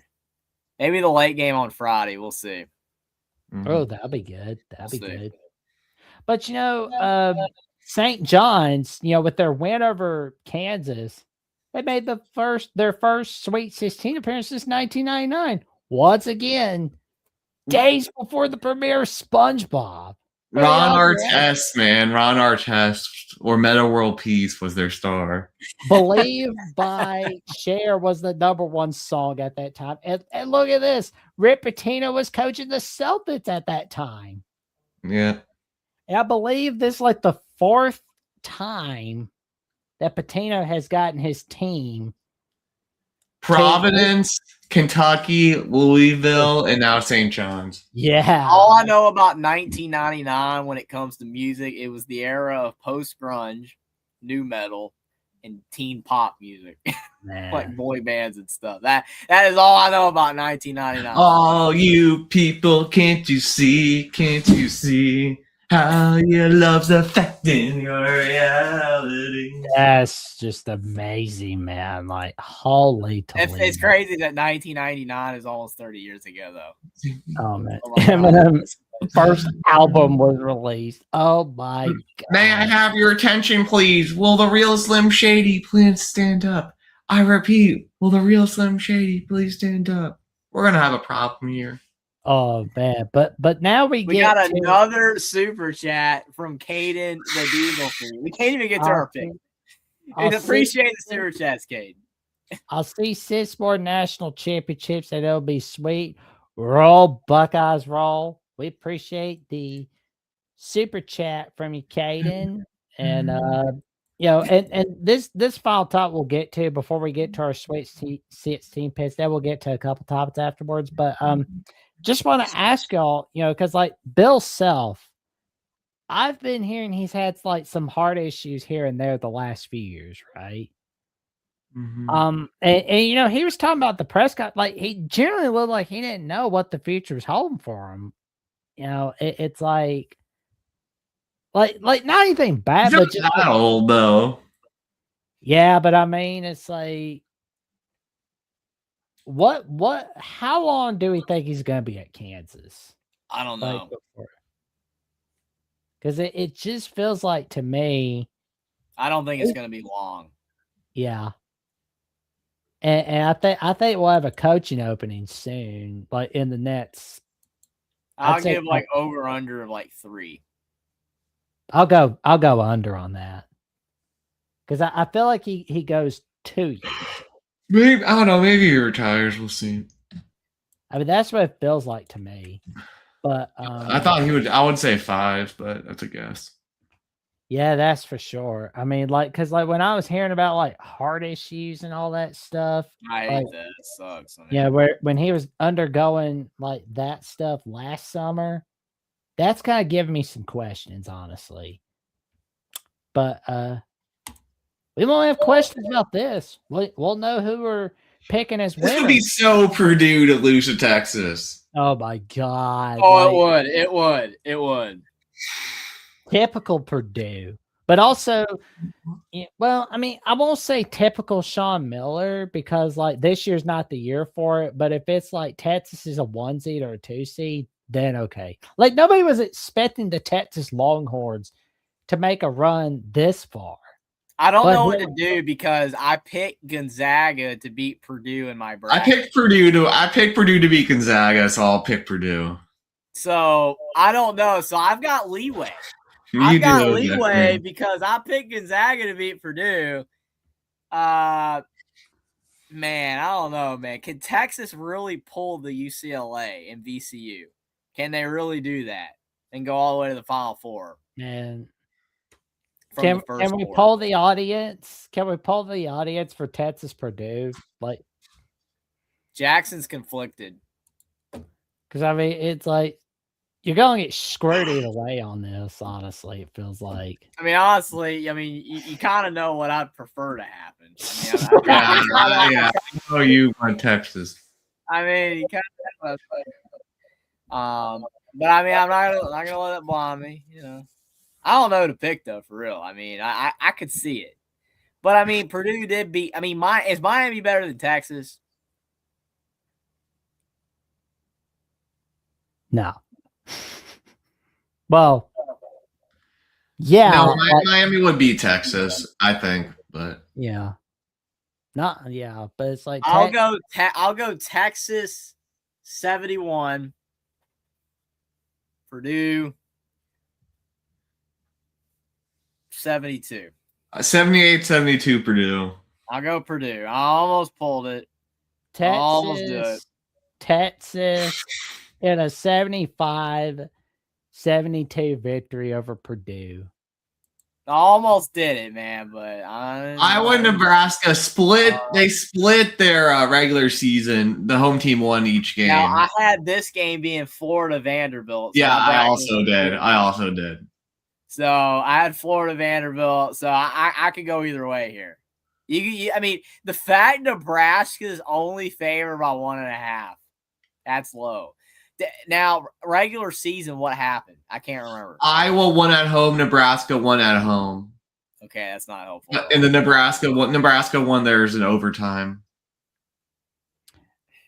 Yeah, like honestly, like this Nebraska team feels like they're destined for. But I don't know. I'm just gonna simp for Ben McCollum again. I'll say Iowa. I'm gonna go with Nebraska. I'll go 68-64 Iowa. 69-66 Nebraska. Nebraska 72-65 over Iowa. Now, Now this one, I had Arizona beating Wisconsin. So I'm going to go Arizona. I got Arizona winning this game 85-76. Mm-hmm. Oh, you got Cal could do it. Cal's better as an underdog. That's the thing with Cal. Cal's better as the underdog, but I have Arizona winning this game. Well, you sold me, Will, because I'm going with Arkansas. You're going Big Silly? Yeah, he's going upset city. 80-72 Arkansas. Yeah, I have Arizona winning the whole thing. So I had Arizona beating Wisconsin, so I'm adhering to my bracket. Y'all are gonna feel like Wile E. Coyote on this game. I'm telling you. This one, I had Houston, Illinois meeting, and I picked Houston. I agree. Same So here. I'll go Houston 76, Illinois 73. Yeah, I'll go Arizona 88 to 80, and then I'll go Houston Houston 72-67. In the Rockets arena, not the Fertitta Center, but still home court advantage for Houston is massive. I'm gonna go with Houston in 79-69 fashion on TBS. Yeah. Oh, we're getting to the nitty gritty Friday. I almost in my bracket picked St. John's. I did pick Duke. I was this close. You remember when I almost picked it to win this region. Now there's a lot of Duke fans in the area, so I'll go Duke to win by 4. I'll go 70-66, but I almost went with St. John's. You know what's funny about Duke and St. John's? Like, Duke has never won a national title without beating St. John's. Let that sink in for a moment. Wow. What? Yeah, 2009. I'm serious, bro. Like the last year without Steve Lavin, 2009, 2010, Duke beat them in the regular season. Oh yeah, we're counting regular season. That makes sense. Okay, I was about to say. I was thinking I was racking my brain on tournaments. I was like, "There's no way." Regular season. Oh, we're counting regular season and postseason. That's the thing. Well, both, yeah. Like that's incredible right there. And just like looking at because I think that was in January where Duke played St. John's in 2010. No, that was Georgetown. I thought they played that was December 5th. Well, I remember because I was watching Alabama, Florida, and Cincinnati, Pittsburgh at that time. USC Arizona. I remember South Florida, UConn more than I remember Duke, St. John's on that day. But I don't know, like St. John's, Duke, for me, I'm going to go with St. John's on this one. Oh, yeah. I have to adhere to my bracket. Well, I kind of play the hell of my bracket. Same with this one. I want to pick Bama so bad after that outburst against Tech, but in my bracket, I picked Michigan over Alabama in the Sweet 16, so I'm going to pick Michigan. I'll go 80-77. Yeah, I'll go 70-66 Duke, and then I'll go.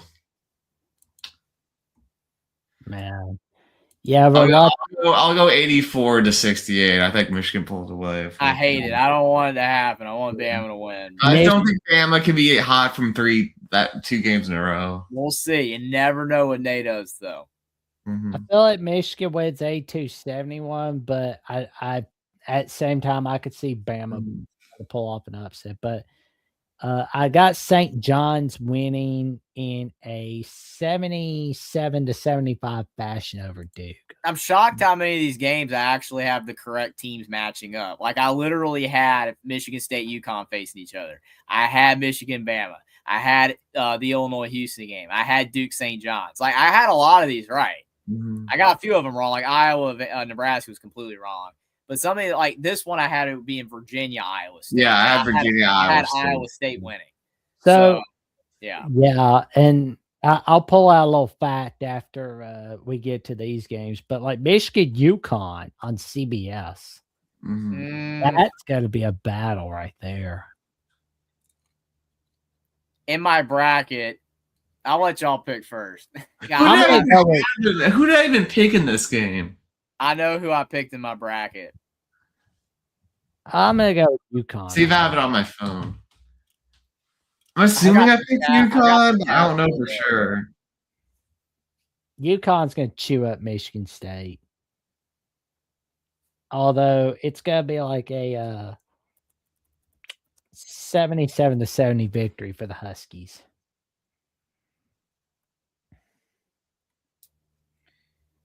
Well, while Will's trying to get his bracket, in my bracket, I picked Michigan State over UConn.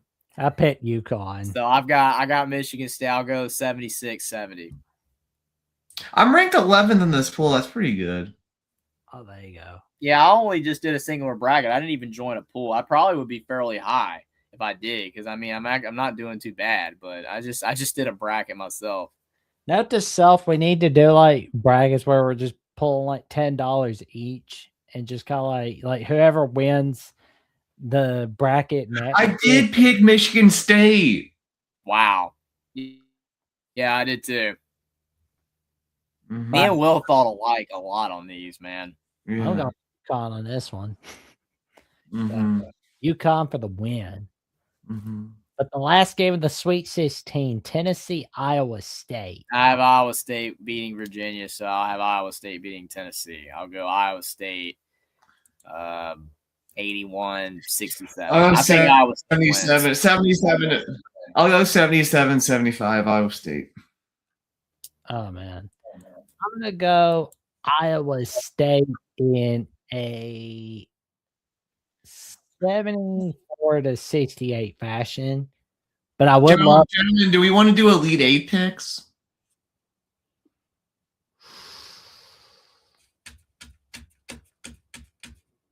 We can. I mean, I've got my bracket, so I can still. Yeah, I have my bracket pulled up now. I know Jackson might have to wing it a bit. Yeah, that's fine. So let me see. Because I gotta sign in apparently. Damn. Yeah, it makes you do that. That's why I've left like the tab open, so I could keep looking at it. Yup. I mean, that's what you have to do in this business.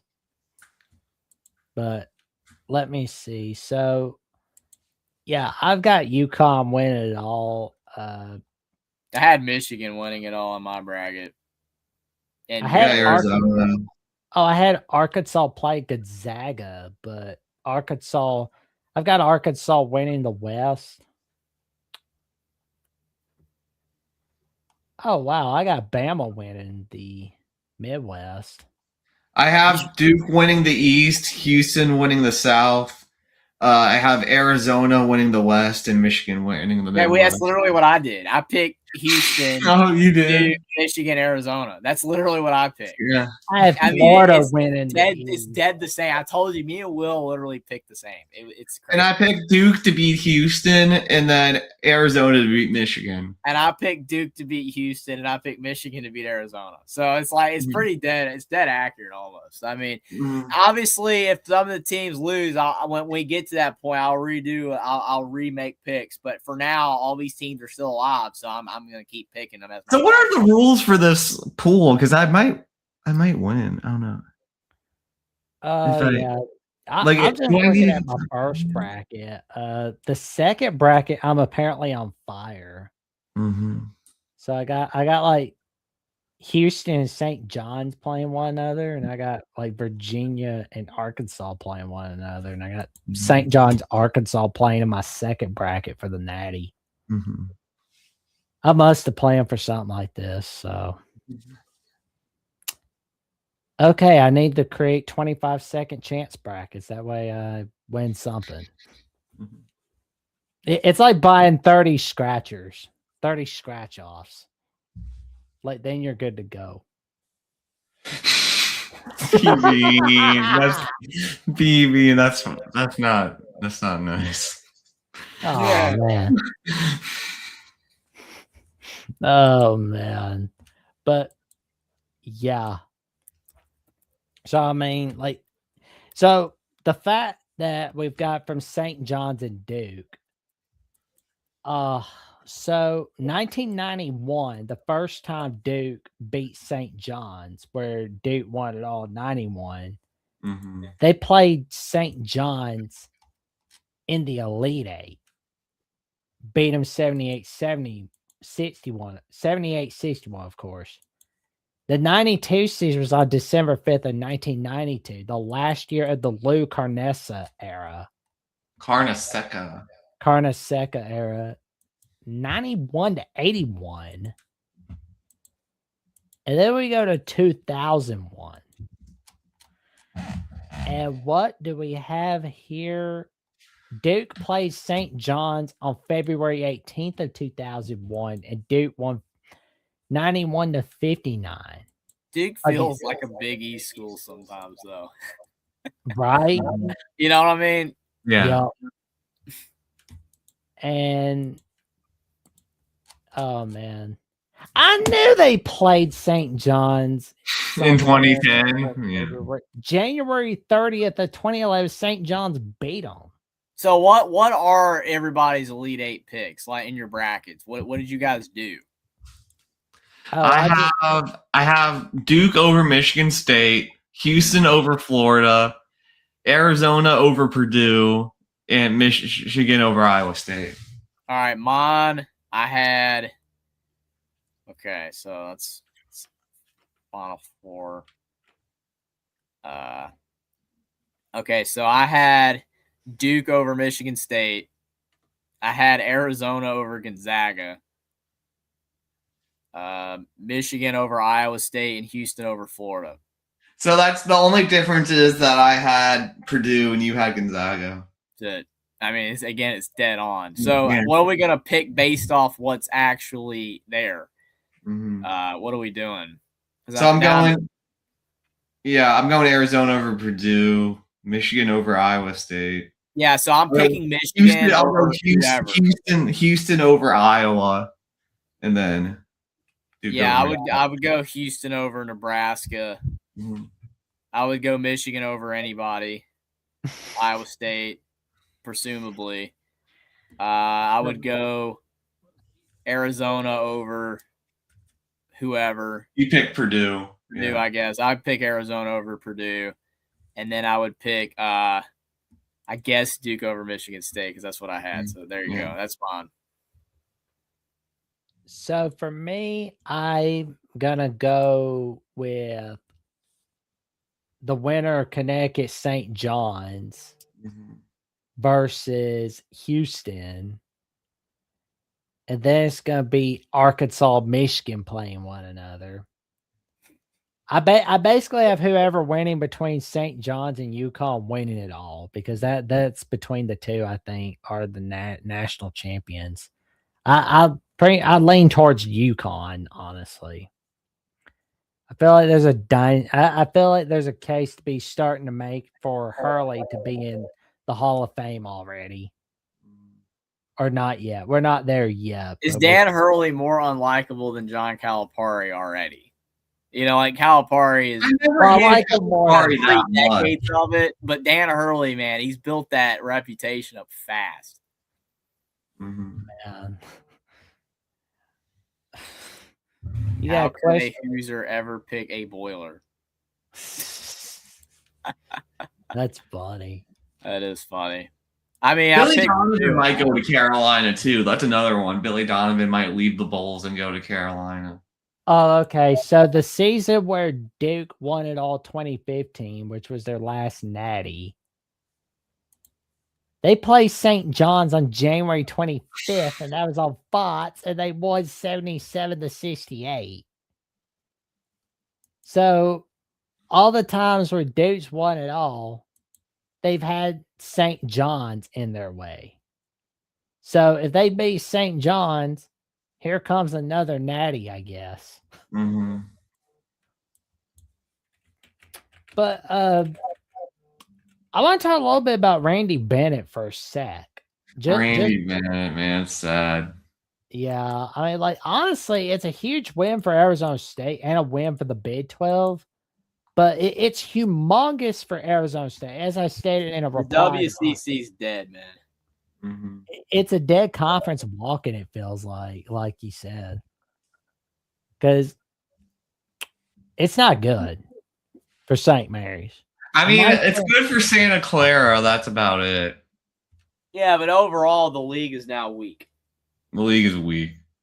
They don't have their moneymaker. They don't have their eyeball getter. No. Mm.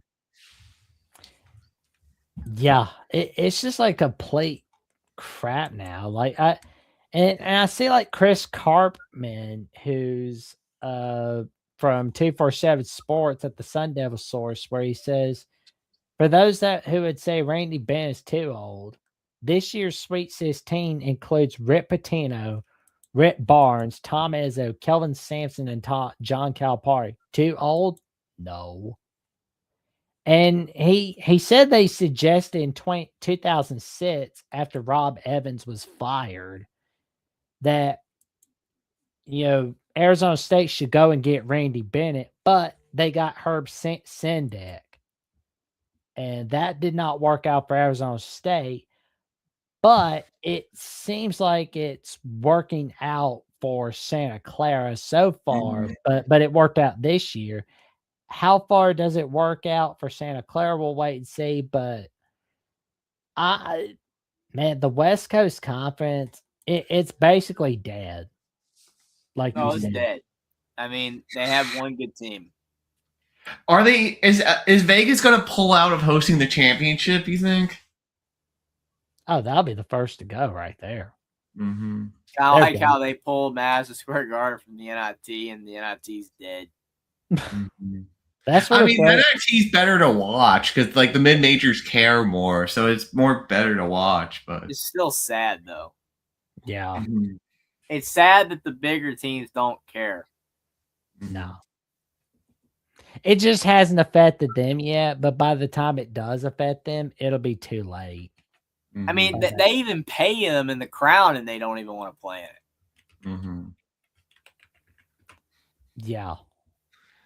So that hurts. Do we want to talk about Calhoun to Cincinnati? I thought you'd never ask.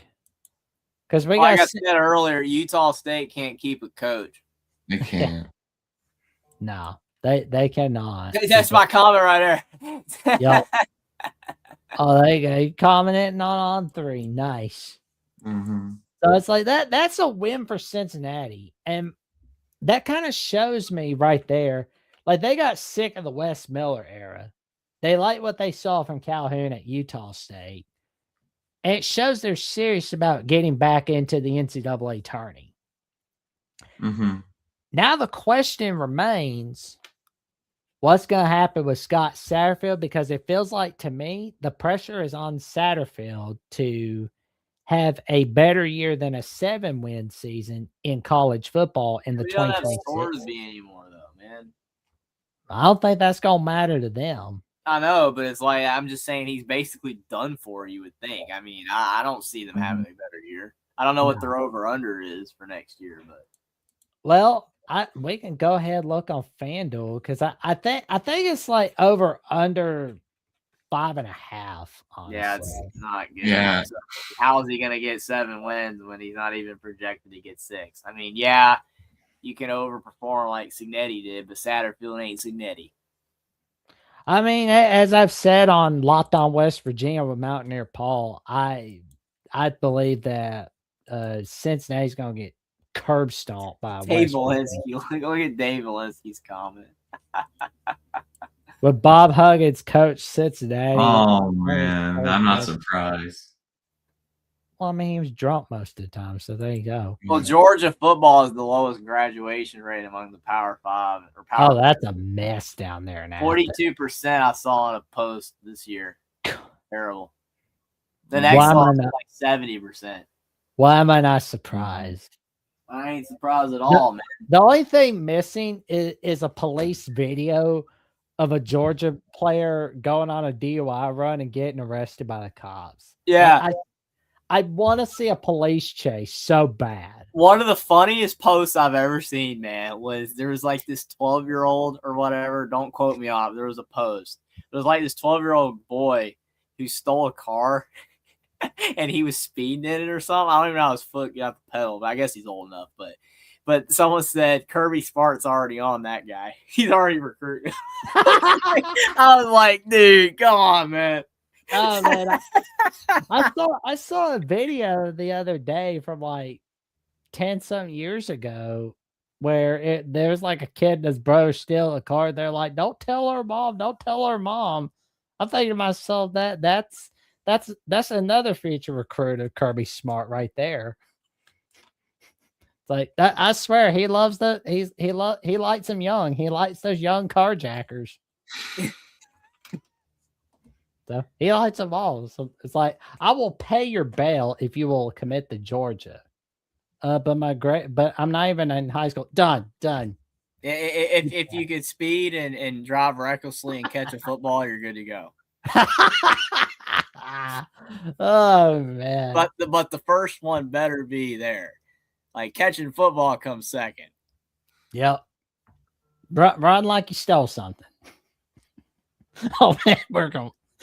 Oh man, we're really on the verge of midnight madness right here. But all right, we'll get out of here for the 2-hour mark is up. Oh, Will, what magic have you got cooking this week, good buddy?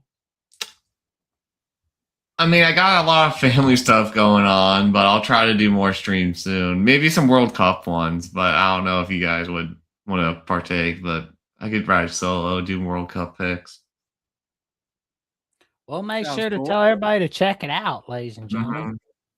And Jeffrey, what magic have you got cooking this week, good buddy? Well, Caden, he met the goal again. Appreciate that, Caden. I don't know what game I'm going to do or what stream, but I'm going to go live again this week. Definitely would try to do another game. I had fun doing the Bama one. I mean, it was hard on Sunday night, though. I had to get up, so it was kind of tough, but I made it work. It was a ton of fun, especially seeing Bama win like that. But I might try to do another stream, so definitely stay tuned for that. I was going to do a video on my Sweet 16 picks, but I just did my Sweet 16 picks with you guys, and it was a ton of fun. So definitely hope you guys enjoyed that. If you haven't already subscribed, definitely would appreciate it. I'll leave a like down below. Also subscribe to Will and D and Jackson's channel as well. We definitely appreciate you guys all for hanging out with us tonight. It was a ton of fun. And of course, you can check me out right here on Jackson Johnson 979. I'll definitely make sure to get back to posting some clips on this channel, of course. But you know, I'll be posting some more Jackson episodes. You don't know who's going to be on? That's all right. That's why you like, comment, subscribe, click on the notification bell. But of course, you can always check out Will and D, Jeffrey at Only Talk Sports, and yours truly, Jackson Johnson at Jackson Johnson 979. So you never miss another video of each of our channels whatsoever. Like, comment, subscribe, click on the notification bell, and we will see y'all soon. Take care, everybody.